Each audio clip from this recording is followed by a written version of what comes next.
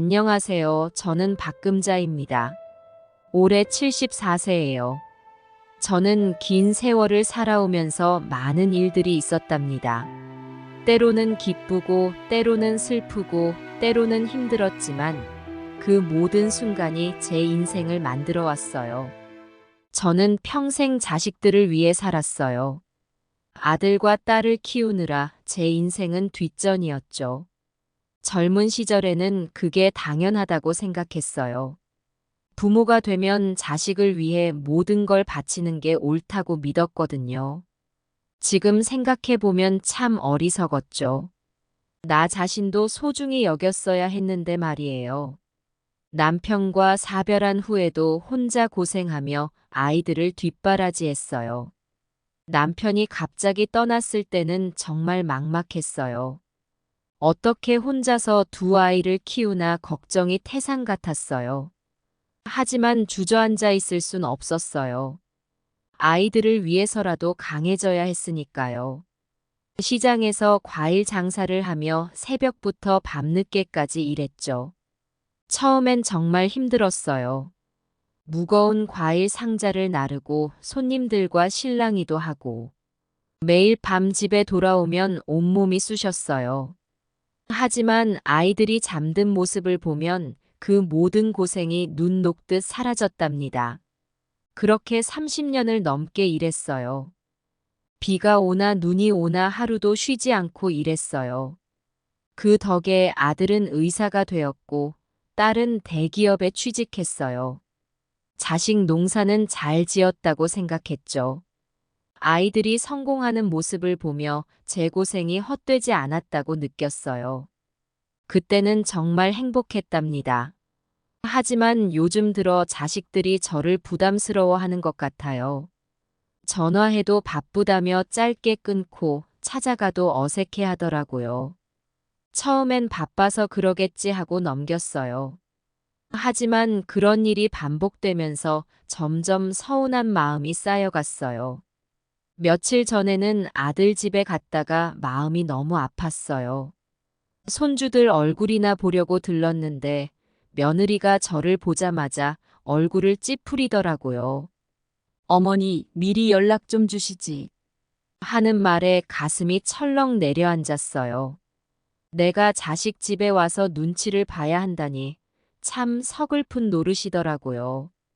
딸도 마찬가지예요. 예전에는 일주일에 한 번은 꼭 들렀는데 요즘은 한 달에 한 번 보기도 힘들어요. 생일날 찾아갔더니 엄마, 요즘에는 자식들한테 안 찾아간대요. 우리도 바쁘니까 엄마도 그러세요. 라고 하더라고요. 그 말을 듣는 순간 눈물이 났어요. 내가 그렇게 키운 자식들인데 이제는 나를 짐처럼 여기는구나 싶어서요. 가끔은 내가 뭘 잘못했나 생각해요.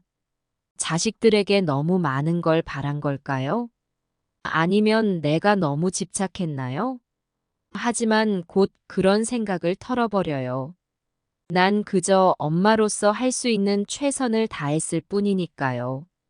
요즘은 혼자 있는 시간이 많아졌어요. TV를 보며 시간을 보내기도 하고 가끔 동네 친구들과 만나 수다를 떨기도 해요. 하지만 그 어떤 것도 가족의 빈자리를 채워주진 못하더라고요. 특히 밤이 되면 외로움이 더 크게 느껴져요. 잠들기 전 자식들 사진을 보며 눈물 짓는 날도 많아졌어요. 그래도 저는 포기하지 않으려고 해요. 아직 건강하고 혼자 살 수 있으니까요. 요즘은 노인 대학에 다니면서 새로운 취미도 만들고 있어요. 하지만 가끔은 생각해요. 내가 이렇게 열심히 살아봐야 누구를 위한 건지. 자식들은 나를 귀찮아하는데 말이에요. 어느 날 아들이 찾아왔어요. 오랜만에 보는 아들의 얼굴에 반가움과 동시에 왠지 모를 불안감이 들더라고요. 아들은 어색한 미소를 지으며 거실에 앉았어요. 엄마, 요즘 어떻게 지내세요? 그냥 늘 똑같지 뭐. 너는 어떻게 지내니? 저야 뭐, 그럭저럭요. 어색한 대화가 이어졌어요. 아들의 표정이 심상치 않아 보였죠. 무슨 일인지 물어보고 싶었지만 차마 입이 떨어지지 않았어요. 한참을 망설이던 아들이 입을 열었어요. 엄마, 사실 부탁드릴 게 있어서 왔어요. 무슨 일인데? 개인 병원을 차리고 싶어요. 순간 가슴이 철렁 내려앉았어요. 아들이 또 돈을 요구하러 온 거구나 싶었죠. 개인 병원을 차리려면 돈이 많이 들 텐데. 네, 그래서 엄마한테 부탁드리러 왔어요. 이번만 도와주면 꼭 성공할 거예요. 나중에 몇 배로 갚을게요. 아들의 말에 한숨이 나왔어요. 이런 상황이 처음이 아니었거든요. 그동안 여러 번 아들을 도와줬지만 항상 실패로 끝났어요. 처음에는 며느리 레스토랑을 차린다고 해서 도와줬는데 6개월 만에 문을 닫았어요. 그 다음엔 인터넷 쇼핑몰을 한다고 해서 또 도와줬는데 그것도 실패했어요. 이번이 벌써 4번째예요. 아들아, 엄마가 늘 못 믿는 게 아니야. 하지만 이제 엄마한테 남은 돈이 얼마 없어. 너가 실패하면 엄마는 정말 노후 대책이 없어. 엄마, 이번엔 달라요. 제가 의사잖아요. 의료 분야는 제가 잘 알고 있고 시장 조사도 철저히 했어요. 꼭 성공할 자신 있어요. 아들의 눈빛이 간절해 보였어요. 하지만 저는 쉽게 결정을 내릴 수 없었어요. 아들을 도와주고 싶은 마음은 굴뚝 같지만 이제 저도 나이가 들어 앞으로의 삶이 걱정되는 나이가 됐거든요. 얼마나 필요한데? 5억 정도요. 순간 숨이 막혔어요. 5억이라니 제게 그만한 돈이 어디 있겠어요. 엄마, 집을 담보로 대출 받으면 돼요. 제가 꼭 성공해서 갚을게요. 엄마를 절대 고생시키지 않을게요. 아들의 말에 마음이 흔들렸어요. 하지만 동시에 두려움도 밀려왔어요. 이 나이에 대출을 받는다는 게 얼마나 위험한 일인지 아들은 모르는 것 같았어요. 아들아, 엄마가 생각해 볼게. 이건 쉽게 결정할 수 있는 문제가 아니야. 엄마, 제발요. 이번이 마지막 기회예요. 꼭 성공할 자신 있어요. 엄마를 절대 실망시키지 않을게요. 아들의 간곡한 부탁에 결국 저는 마음이 약해졌어요. 아들을 위해서라면 뭐든 할 수 있다고 생각했던 제 오랜 습관이 또 고개를 들었나 봐요. 알았어, 엄마가 한 번 더 도와줄게. 하지만 정말 이번이 마지막이야. 알겠지? 아들의 얼굴에 환한 미소가 번졌어요. 그 모습을 보니 제 결정이 옳았다는 생각이 들더라고요. 하지만 한편으로는 불안한 마음을 감출 수 없었어요. 일단 은행으로 갔어요. 대출 받으려고 왔는데 저 대출 얼마 정도 나올까요? 혹시 5억 나올까요? 잠시만요, 고객님. 5억 대출 가능하시네요. 5억 대출해 드릴까요? 아니요. 통장에서 500만 원만 인출해 주세요. 집에 온 저는 아들을 불렀습니다. 아들이 신이 나서 오더군요. 엄마, 대출 받았어요. 고마워요, 엄마. 역시 엄마밖에 없어. 내가 신용이 안 좋아서 이것밖에 안 나온단다. 뭐야? 500만 원? 지금 500만 원 대출 받으신 거예요? 그래. 내가 과일 장사할 때 대출을 많이 받았어. 장사에서 번 돈은 일수 갚느라 엄마는 모은 돈도 없단다. 집 담보 대출 받으시면 되잖아요. 집담보도 끌어쓸 수 있는 대출 다 받아서 더 이상 대출이 안 된단다. 500만 원으로 개인 병원을 어떻게 차려요? 미안하다. 어떻게 해보렴. 아들은 500만 원을 들고 집을 나갔어요. 며느리한테 전화가 오더군요. 어머니, 대출 더 안 되세요? 이 사람 병원 차려야 되는데 대출 좀 더 받아주세요. 받을 수 있는 만큼 다 받아서 안 된단다. 미안하다. 어머니 돈 많은 거 알아요. 좀 빌려주세요. 없다, 이만 끊자. 저는 아들을 믿을 수 없었어요. 딸도 소식을 들었는지 전화가 오더군요. 엄마, 오빠한테 500만 원 줬어요. 나도 300만 원만 주세요. 지금 사정이 안 좋아요. 엄마, 애들 학원비랑 생활비가 너무 빠듯해요. 좀 도와주세요. 딸은 남편과 이혼하고 아이들을 혼자 키우느라 힘들다며 생활비를 요구했어요. 딸의 사정을 외면할 수 없어 또 도와줬어요. 저게 내 최대 한도라서 더 이상 받을 수가 없다. 미안하다. 100만 원만 보내줄게. 딸은 실망하더군요. 오빠는 500만 원 주고 나는 왜 100만 원만 줘요? 너무해요, 엄마. 딸은 믿지 않는 눈치였어요. 결국 전화를 끊고 말았죠. 그 순간 가슴 한편이 먹먹해졌어요. 자식들과의 관계가 이렇게 될 줄은 몰랐어요. 하지만 저는 제 결정이 옳다고 믿었어요. 때로는 부모도 자식에게 아니라고 말할 수 있어야 한다고 생각했거든요. 그로부터 몇 달이 지났어요. 봄이 지나고 여름이 왔어요. 날씨는 더워졌지만 제 마음속엔 여전히 서늘한 바람이 불고 있었어요. 자식들과의 관계는 여전히 써먹써먹했거든요. 그러던 어느 날 밤이었어요. 한밤중에 갑자기 현관문을 두드리는 소리가 들렸어요. 처음엔 무시하려고 했어요. 이 시간에 누가 왔을까 싶어서요. 하지만 똑똑 소리가 계속되자 할 수 없이 일어났어요. 문을 열어보니 깜짝 놀랐어요. 아들이 피투성이가 된 얼굴로 서 있는 게 아니겠어요? 순간 온몸에 전율이 흘렀어요. 엄마, 살려주세요. 아들이 쓰러지듯 들어오며 말했어요. 놀란 마음을 진정시키려 애쓰며 아들을 안으로 데려왔어요. 우선 응급처치부터 해야 했죠. 다행히 집에 구급상자가 있어서 재빨리 가져왔어요. 소독약으로 상처를 닦아주고 밴드를 붙여주면서 제 손이 떨리는 걸 느꼈어요. 아들아, 대체 무슨 일이 있었던 거니? 겨우 입을 뗐어요. 아들은 한동안 말을 못했어요. 흐느끼기만 하더니 조금 진정된 후에야 입을 열었죠. 사채업자들이에요. 제가 빌린 돈을 갚지 못해서 아들이 흐느끼며 말했어요. 순간 머리가 어지러웠어요. 사채.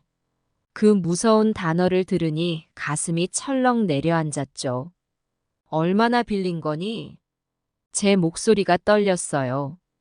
사실 묻고 싶지 않았어요. 답을 듣는 게 두려웠거든요. 3억이요. 이자가 너무 높아서 감당이 안 돼요. 엄마, 제발 도와주세요. 이대로 가다간 제가 죽을 것 같아요. 3억. 그 숫자를 듣는 순간 눈앞이 캄캄해졌어요. 제게는 너무나 큰 돈이었어요.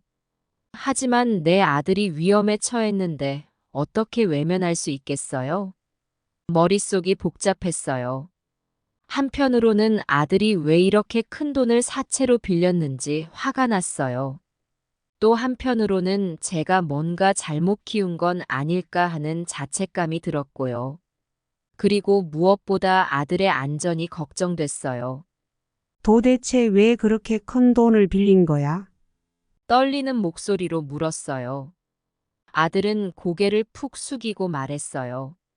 개인 병원 차릴 자금이 필요했어요. 좋은 기회라고 생각했는데 다 잃어버렸어요.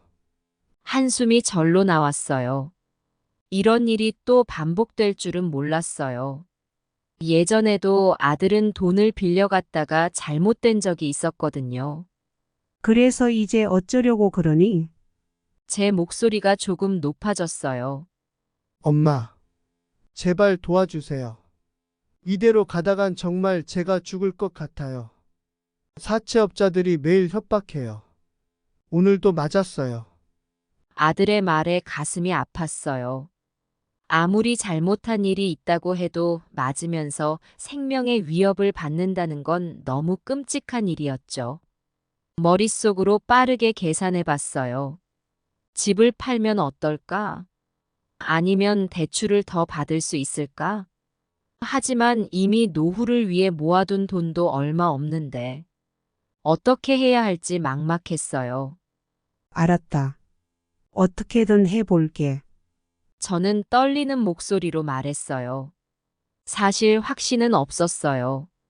어떻게 해결할 수 있을지, 앞으로 어떤 일이 벌어질지 전혀 알 수 없었죠. 하지만 지금 이 순간 아들을 안심시키는 것 말고는 다른 방법이 없어 보였어요. 아들은 그 말을 듣자 울음을 터뜨렸어요. 엄마, 정말 죄송해요. 제가 너무 어리석었어요. 이번만 도와주시면 꼭 새 사람이 될게요. 그 모습을 보니 마음이 더 아팠어요. 하지만 저는 계속 고민하고 있었죠. 그 순간 누가 문을 두드렸어요. 변기왕, 여기 있는 거 다 알아. 당장 안 나와? 우리가 들어갈까? 라고 하더니 문을 벌컥 열고 우르르 들어오더군요. 키가 180 이상의 몸무게가 100kg는 훤히 넘어 보이는 우락부락한 사람들이 여기 변기왕 어머님 댁 맞죠잉? 변기왕 엄마세요? 그 순간 저는 깊은 숨을 들이쉬고 최대한 침착하게 대응하려 노력했어요. 네, 맞습니다. 제가 변기황의 어머니입니다. 무슨 일로 오셨나요? 그들 중 한 명이 앞으로 나서며 말했어요. 변기왕이 우리한테 빚진 게 있어서요. 오늘까지 갚기로 했는데 연락이 안 되더라고요. 그래서 혼 좀 내줬어요. 저는 최대한 평온한 목소리를 유지하려 노력하며 대답했어요. 죄송합니다. 제 아들이 지금 어려운 상황에 처해 있는 줄 몰랐네요. 얼마를 갚아야 하나요? 그들은 서로 눈치를 주고받더니 대답했어요. 3억 원입니다. 이자 포함해서요. 순간 숨이 멎는 것 같았어요. 하지만 저는 계속해서 침착함을 유지하려 노력했어요. 알겠습니다. 그 돈을 마련하려면 시간이 좀 필요할 것 같은데요. 얼마나 기다려 주실 수 있을까요? 그들은 잠시 의논을 하더니 대답했어요. 지금 당장이요. 제가 말했어요. 네, 알겠습니다. 잠깐 생각 좀 해보겠습니다. 오케이. 일단 변기왕이 10분 내로 나오라고 하세요. 그들이 떠난 후 저는 아들을 바라보았어요. 아들의 얼굴은 창백해져 있었죠. 아들아, 이제 정말 솔직하게 말해야 할 때야. 어떻게 이런 일이 벌어진 거니? 아들은 눈물을 흘리며 모든 것을 털어놓기 시작했어요. 개인 병원 차리려고 엄마한테 돈 빌려달라고 했는데 엄마가 안 빌려줘서 그때 빌렸어요. 아들의 말을 듣고 저는 순간 숨이 멎는 것 같았어요. 제가 돈을 빌려주지 않아서 이런 일이 벌어졌다니. 죄책감과 후회, 그리고 분노가 한꺼번에 밀려왔어요. 그래서 그렇게 위험한 곳에서 돈을 빌린 거니? 엄마가 안 빌려줬다고? 제 목소리가 떨렸어요. 아들은 고개를 숙인 채 말했어요. 처음엔 정말 개인 병원만 차리려고 했어요. 하지만 돈을 빌리고 나니까 욕심이 생겼어요. 더 큰 돈을 벌 수 있을 것 같았거든요.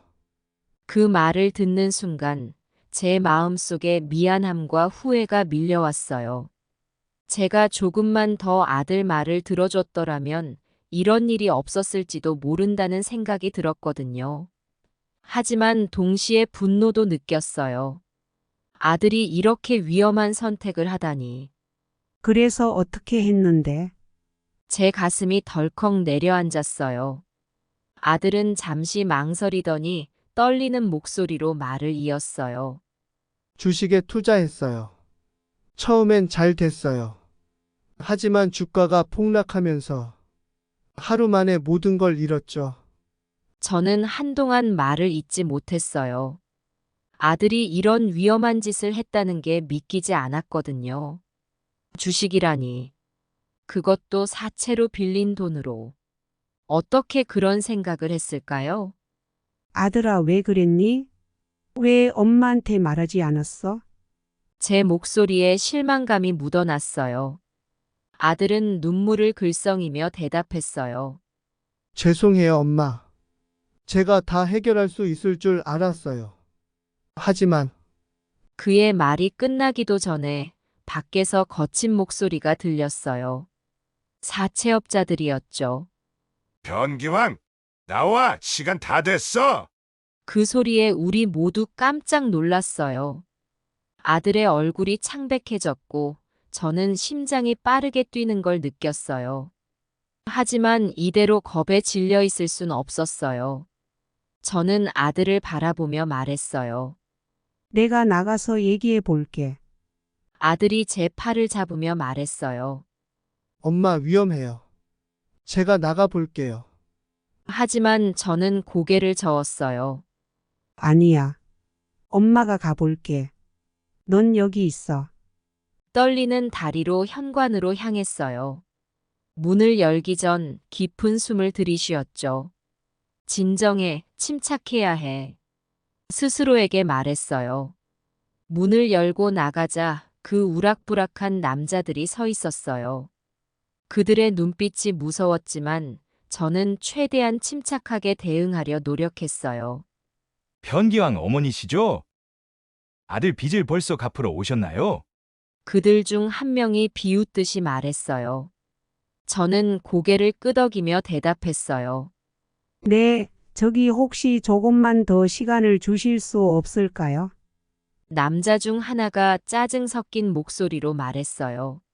시간 이미 충분히 줬는데요. 오늘까지예요.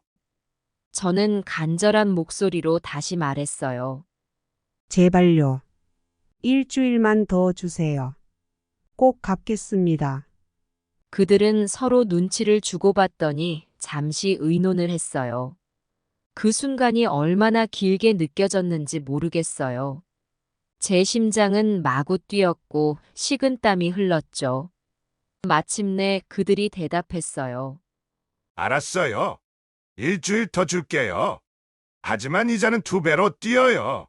그리고 그때까지 돈이 안 마련되면 다음엔 이렇게 친절하게 대화하러 오지 않을 겁니다. 저는 순간 망설였지만 달리 방법이 없었어요. 알겠습니다. 그들이 떠난 후 저는 안도의 한숨을 내쉬었어요. 하지만 동시에 더 큰 걱정이 밀려왔어요. 이자가 2배라니. 어떻게 감당해야 할지 막막했어요. 집 안으로 들어오자 아들이 다가왔어요. 그의 얼굴에는 걱정과 죄책감이 가득했죠. 엄마 어떻게 된 거예요? 저는 힘없이 대답했어요. 일주일 더 시간을 받았어. 하지만 이자가 2배로 늘어났대. 아들의 얼굴이 창백해졌어요. 엄마, 제가 다 잘못했어요. 어떻게 해야 할지 모르겠어요. 저는 깊은 한숨을 내쉬었어요. 화가 나기도 했지만 지금은 함께 해결책을 찾아야 할 때라는 걸 알았죠. 일단 앉아보자.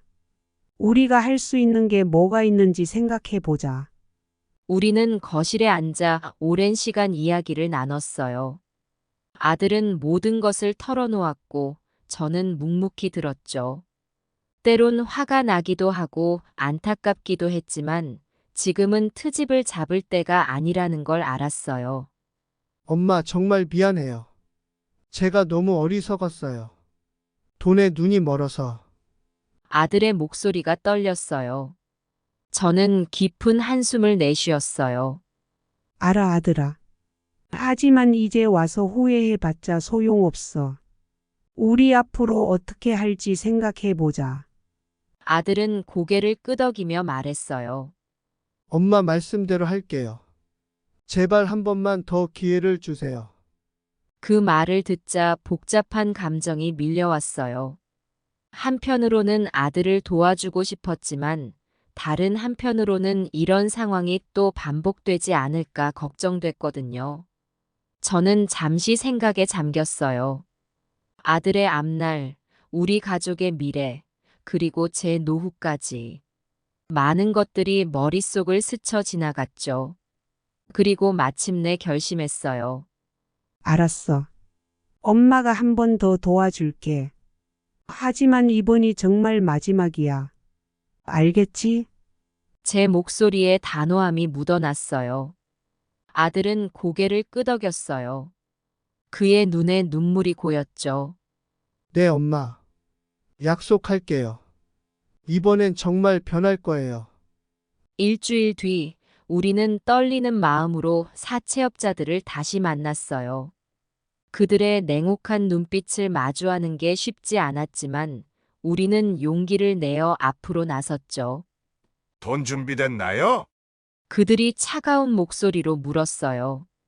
저는 깊은 숨을 들이쉬고 대답했어요. 아직이요.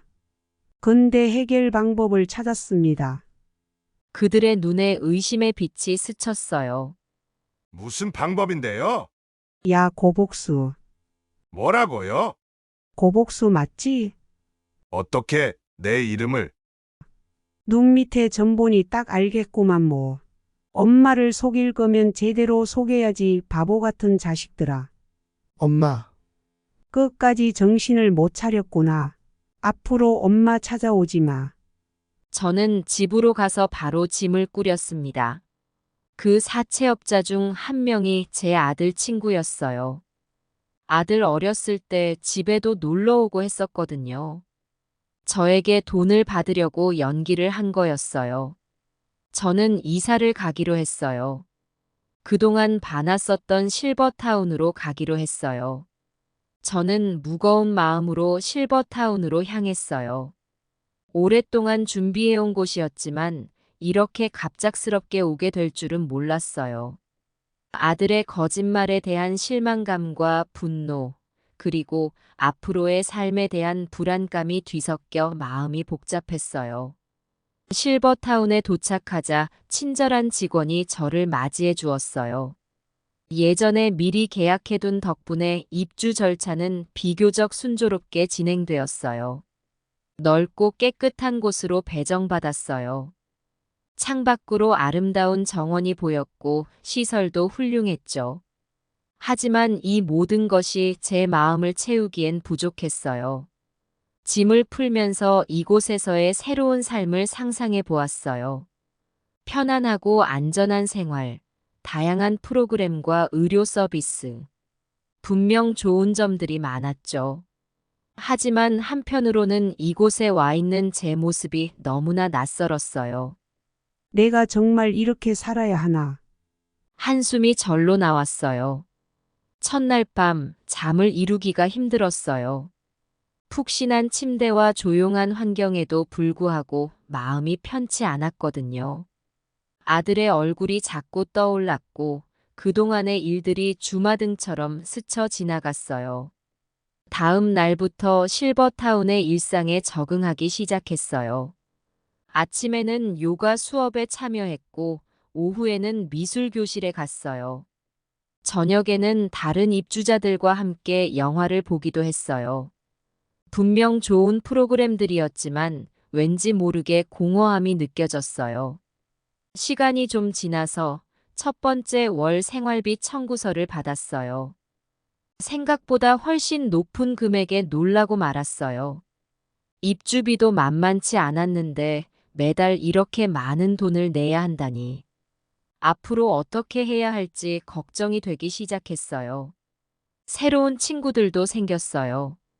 비슷한 처지의 사람들과 이야기를 나누면서 위로를 받기도 했어요.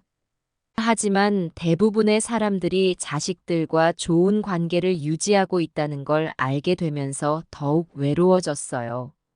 우리 아들은 꼭 올 때마다 손주들을 데리고 와요. 정말 행복해요. 저는 딸이 일주일에 한 번씩 꼭 전화를 해줘요. 그래서 항상 기다려지죠. 이런 이야기들을 들을 때마다 가슴이 아팠어요. 저에겐 그런 행복이 없으니까요. 한 달이 지나고 나니 실버타운 생활에 조금은 적응이 되었어요. 하지만 여전히 마음 한구석이 허전했어요. 돈 문제도 점점 더 걱정되기 시작했고요. 그러던 어느 날 뜻밖의 전화를 받았어요. 발신자 표시를 보니 아들이었어요. 순간 가슴이 쿵쾅거리기 시작했어요. 받아야 할지 말아야 할지 고민하다가 용기를 내어 전화를 받았어요. 엄마, 정말 죄송합니다. 아들의 목소리가 떨렸어요. 저는 한동안 말을 잇지 못했어요. 복잡한 감정들이 한꺼번에 밀려왔거든요. 엄마가 얼마나 실망했는지 알아? 왜 그렇게 거짓말을 했니? 제 목소리도 떨렸어요. 정말 죄송해요. 제가 너무 어리석었어요. 엄마를 속이고 싶지 않았는데, 제발 한 번만 더 기회를 주세요. 아들의 말에 마음이 흔들렸어요. 하지만 동시에 두려움도 컸어요. 또다시 속는 건 아닐까?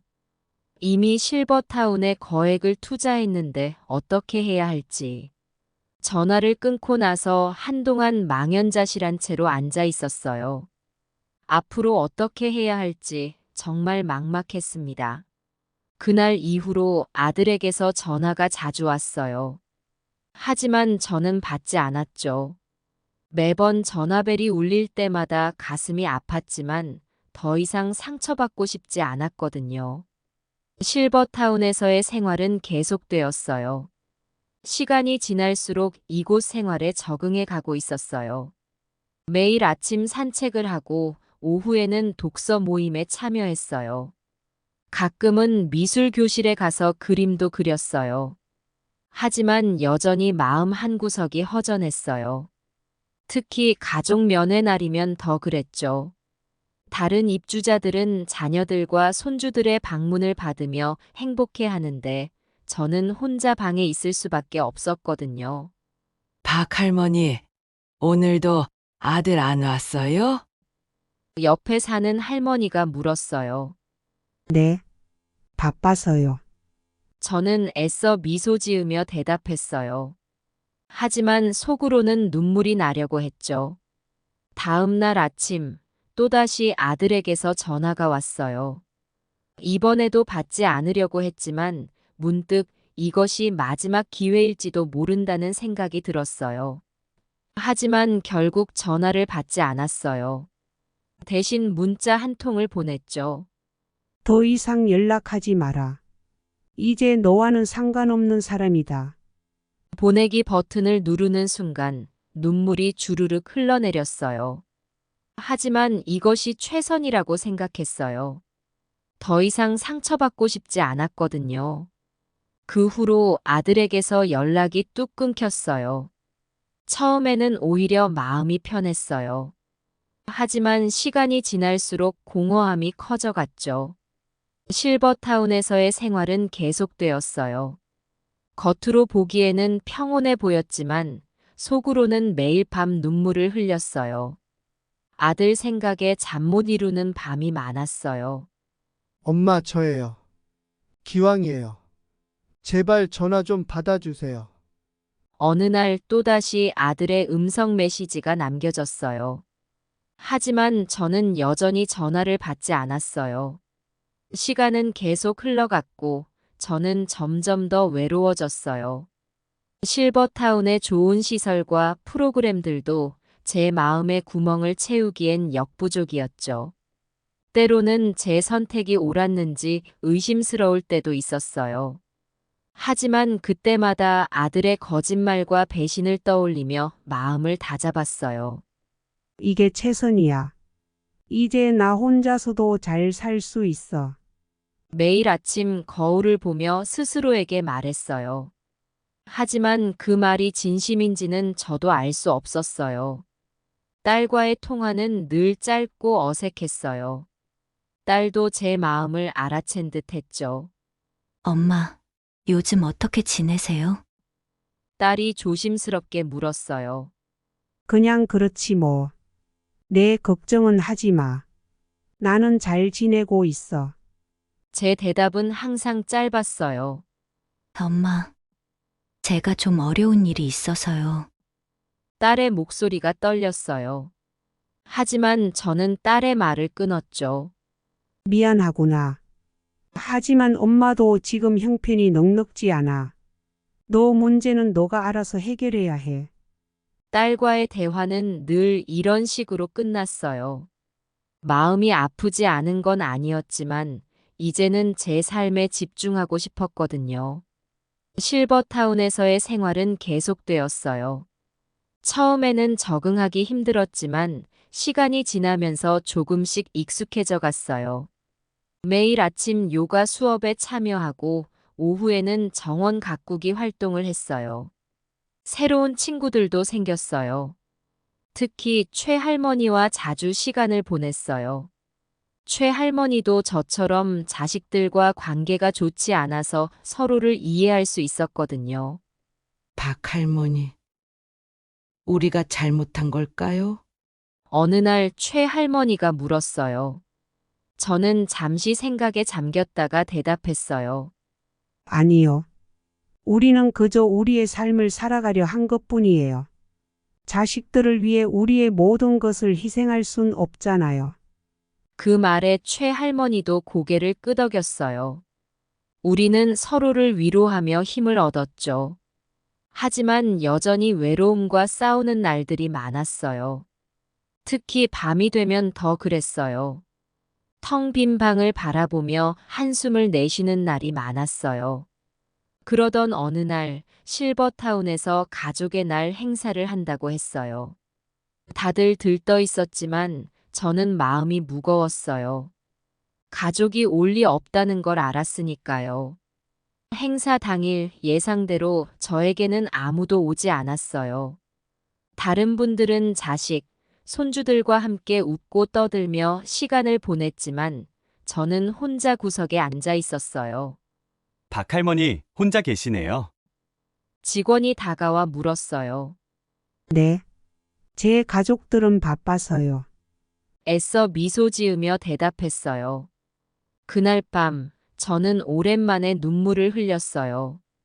자식들과 연을 끄는 게 정말 옳은 선택이었을까 하는 의문이 들었거든요. 하지만 이내 마음을 다잡았어요. 이게 최선이야. 나는 나대로, 그 아이들은 그 아이들대로 살아가는 거야. 시간이 흐르면서 저는 점점 더 독립적인 삶에 익숙해져 갔어요. 실버타운에서 제공하는 다양한 프로그램에 적극적으로 참여하기 시작했고 새로운 취미도 만들었죠. 뜨개질을 배워 목도리를 만들기 시작했어요. 박할머니, 목도리 참 예쁘게 만드시네요. 다른 입주자들이 칭찬해 주었어요. 고마워요. 열심히 배우고 있답니다. 저는 뿌듯한 마음으로 대답했어요. 이렇게 하루하루를 보내다 보니 자식들 생각이 조금씩 줄어들었어요. 물론 완전히 잊을 순 없었지만 예전처럼 가슴이 아프지는 않았죠. 하지만 가끔 특히 명절 때면 여전히 마음이 흔들렸어요. 텔레비전에서 가족들이 모여 웃고 떠드는 모습을 보면 가슴 한구석이 아팠거든요. 그래도 저는 계속해서 제 삶을 살아가기로 했어요. 자식들에게 의지하지 않고 제 힘으로 행복을 찾아가기로 한 거죠. 그렇게 시간은 흘러갔고 저는 조금씩 변해갔어요. 더 강해지고 더 독립적이 되어갔어요. 하지만 동시에 더 외로워지기도 했어요. 때마침 아들에게 또 전화가 왔어요. 엄마 잘 지내고 계세요? 다름이 아니고 3억만 빌려주시면 안 돼요? 진짜 최대한 빨리 갚을게요. 3억은 왜? 어디에 쓰려고? 저 진짜 개인 병원 오픈하고 싶어요. 도와주세요. 미안하다. 엄마는 못 도와줘. 엄마 돈 많잖아요. 어차피 엄마 죽으면 엄마 돈 다 내 건데 미리 줘요. 순간 저는 이성을 잃었습니다. 뭐? 내가 죽으면 내 돈이 다 네 거라고? 이런 버르장머리 없는 자식을 봤나? 너 지금 제정신이니? 내가 그동안 너를 어떻게 키웠는데 이런 말을 할 수 있어? 엄마 그게 아니라. 그게 아니라고? 내가 지금 뭘 잘못 들었니? 너 방금 뭐라고 했어? 어차피 엄마 죽으면 엄마 돈 다 내 거라고 했지. 이게 말이 되는 소리야? 죄송해요. 그냥 그 말이 나와 버렸어요. 제 진심이 아니에요. 진심이 아니라고? 아들아, 말이라는 게 그냥 나오는 게 아니야. 네 마음속에 있는 걸 말한 거지. 너는 지금까지 그렇게 생각하고 있었던 거야. 아니에요, 엄마. 제발 오해하지 마세요. 오해? 이게 무슨 오해야? 너 지금 엄마 돈 노리고 있는 거 맞잖아. 그동안 너가 왜 그렇게 자주 연락했는지 이제 알겠다. 돈 때문이었구나. 이제 그만하자. 나는 너희 엄마라는 게 정말 부끄럽구나. 어떻게 내가 이런 아들을 키웠는지. 너가 이렇게 될 줄은 꿈에도 몰랐어. 너 어렸을 때 기억나니? 너 아프면 내가 밤새 옆에서 간호해주고 너가 학교에서 상 받아오면 얼마나 기뻐했는지. 그때는 너가 이렇게 될 줄 몰랐지. 근데 지금 넌 뭐가 됐니? 엄마를 ATM 기계로 보는 아들이 됐어. 내가 그렇게 키운 게 아닌데. 너 의대 들어갔을 때 얼마나 자랑스러워 했는지 아니? 우리 아들이 의사가 돼서 어려운 사람들 돕고 부모님 은혜도 갚겠구나 생각했지. 근데 지금 넌 뭐 하고 있니? 사채업자한테 맞았다고 뻥치고 친구랑 같이 나를 속이려고 했어. 그게 자식놈이 할 짓이야? 월급도 많을 텐데 지가 벌어서 개인 병원 차리면 되지 왜 엄마를 못 살게 굴어? 너가 이렇게 변한 건 다 내 잘못인가 봐. 내가 너를 너무 편하게 키웠나? 아니면 너무 엄하게 키웠나? 도대체 어디서부터 잘못된 걸까? 난 너가 정직하고 성실한 어른이 되길 바랬어. 돈에 눈먼 어른이 아니라. 근데 지금 넌 뭐가 됐니? 엄마 돈 노리는 아들. 그게 네 모습이 돼버렸어. 넌 지금 그렇게 살고 있어. 아들아, 난 너가 부자가 되는 것보다 좋은 사람이 되길 바랬어. 돈이 전부가 아니야. 너가 그걸 모르는 게 너무 안타까워. 지금이라도 정신 차리렴. 네 힘으로 살아가. 그게 진정한 어른이야. 부모 돈에 의지해 사는 건 어른이 아니야. 넌 이미 다 큰 어른이야. 스스로의 힘으로 살아갈 나이라고. 왜 아직도 엄마에게 의지하려고 해? 그게 부끄럽지도 않니? 난 네가 자립심 있는 어른으로 자라길 바랬어. 근데 넌 아직도 엄마 치마폭에 매달리려고 해. 그것도 돈 때문에. 넌 지금 네 인생을 살고 있니? 아니면 그저 돈을 쫓아가고 있니? 인생은 돈보다 더 중요한 게 많아. 근데 넌 그걸 모르는 것 같아. 아들아, 이제 그만 정신 차리렴. 열심히 살아봐.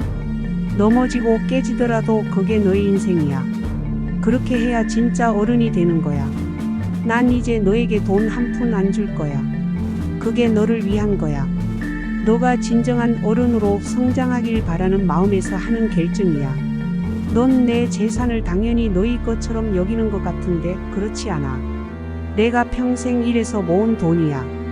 너를 위해 쓰기도 했지만 이젠 내 노후를 위한 거야. 네가 언제부터 그렇게 돈에 집착하게 됐는지 모르겠다. 돈이 전부는 아니야. 돈보다 중요한 게 얼마나 많은데. 난 네가 돈보다는 사람을 보는 의사가 되길 바랬어. 환자의 아픔을 이해하고 그들을 진심으로 돕는 그런 의사 말이야. 하지만 지금 넌 뭐가 됐니? 돈만 보이는 사람이 됐어. 그것도 남의 돈, 특히 엄마 돈을. 아들아, 인생은 그렇게 사는 게 아니야. 네 힘으로 벌어서 네 꿈을 이루는 게 진정한 성공이야. 부모 돈으로 무언가를 이루는 건 진정한 성공이 아니야. 넌 지금 쉬운 길만 찾고 있어. 하지만 인생에 쉬운 길은 없어. 고생도 해보고 실패도 해봐야 진짜 어른이 되는 거야. 네가 의대에 들어갔을 때 난 정말 기뻤어. 우리 아들이 훌륭한 의사가 돼서 사회에 기여하겠구나 생각했지. 근데 지금 넌 뭐 하고 있니? 그저 돈만 쫓고 있잖아. 돈이 많다고 해서 꼭 행복한 건 아니야.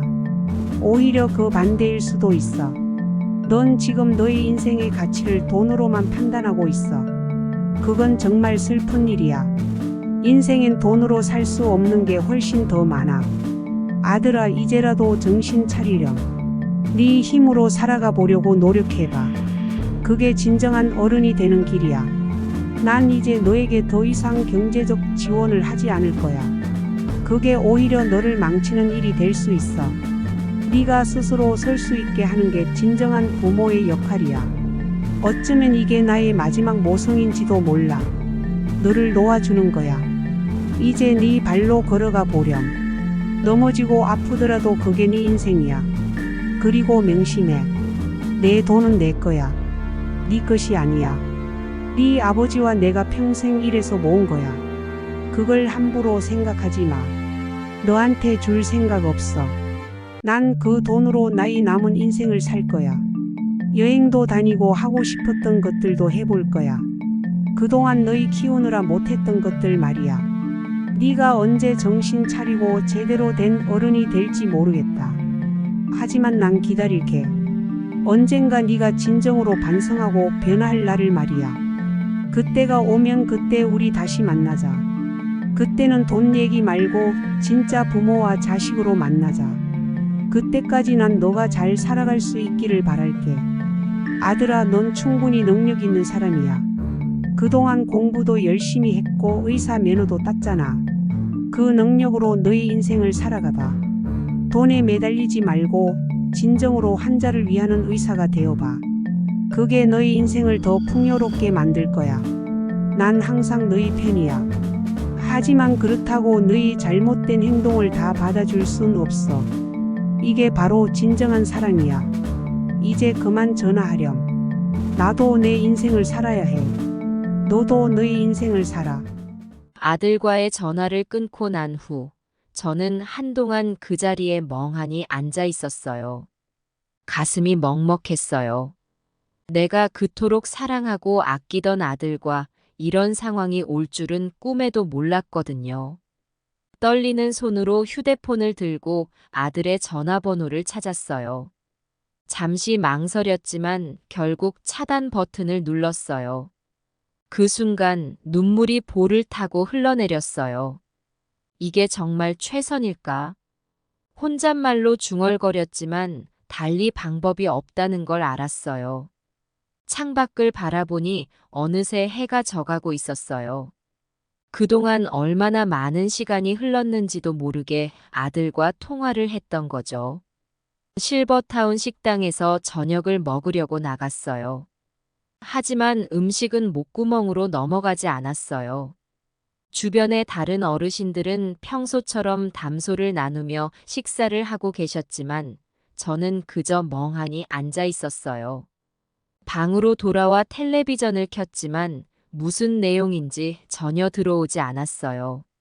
머릿속엔 아들과의 대화만 맴돌았거든요.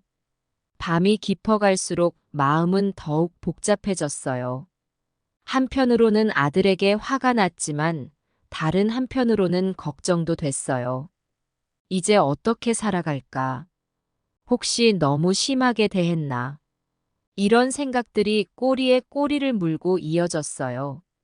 잠을 이루지 못하고 뒤척이다 결국 일어나 앉았어요. 서랍에서 오래된 사진첩을 꺼냈어요.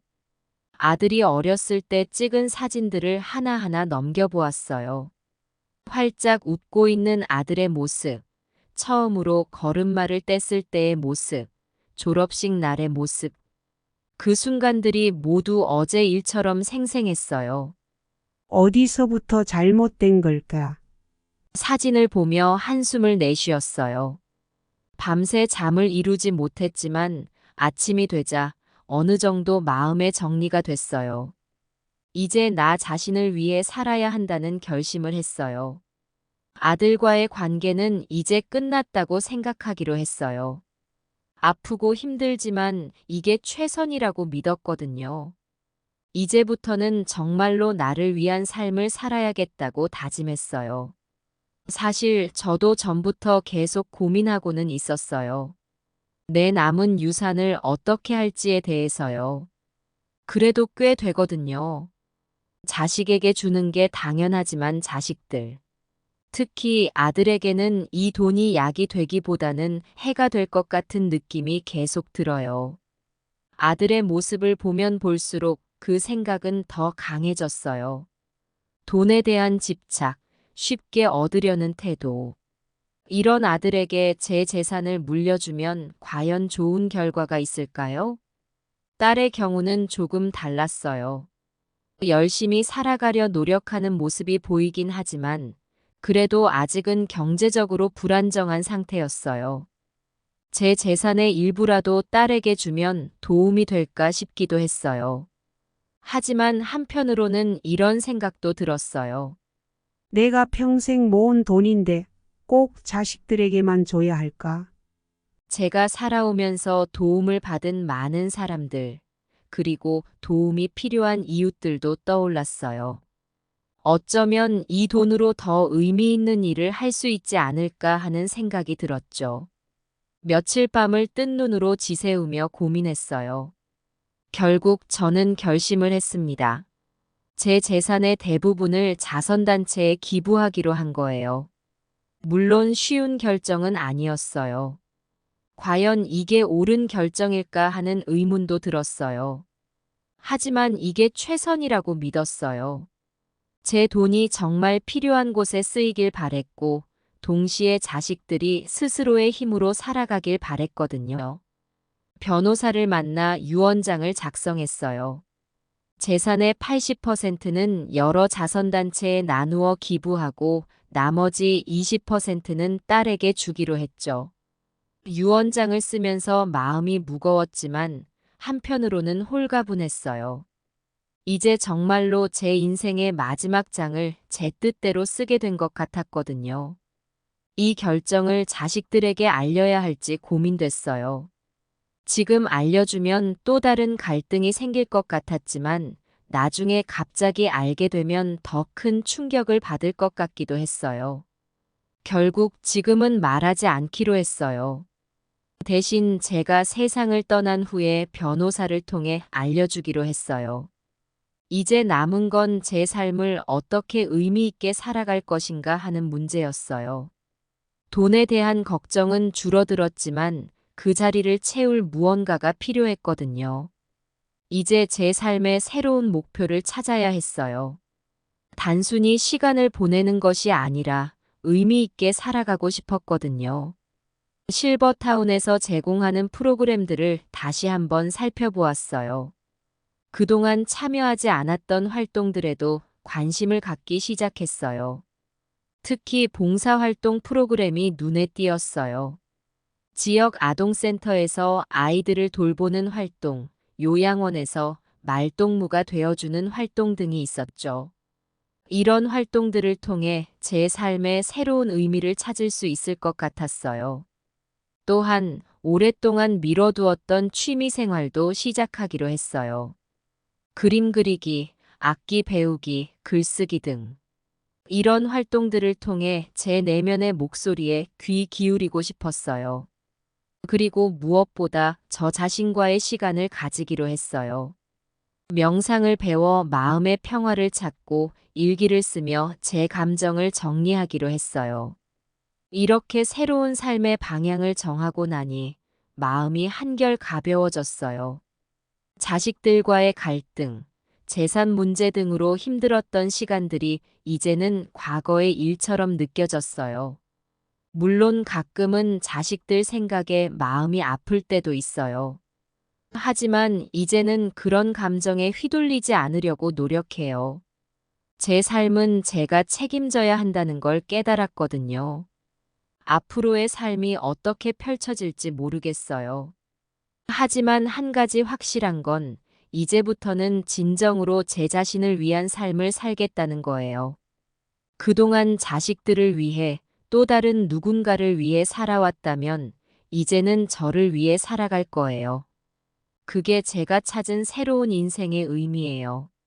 이렇게 새로운 마음가짐으로 하루하루를 살아가다 보면 언젠가는 자식들과도 진정한 의미에서의 화해가 이루어질 수 있지 않을까요? 그날이 올 때까지 저는 제 삶을 충실히 살아갈 겁니다.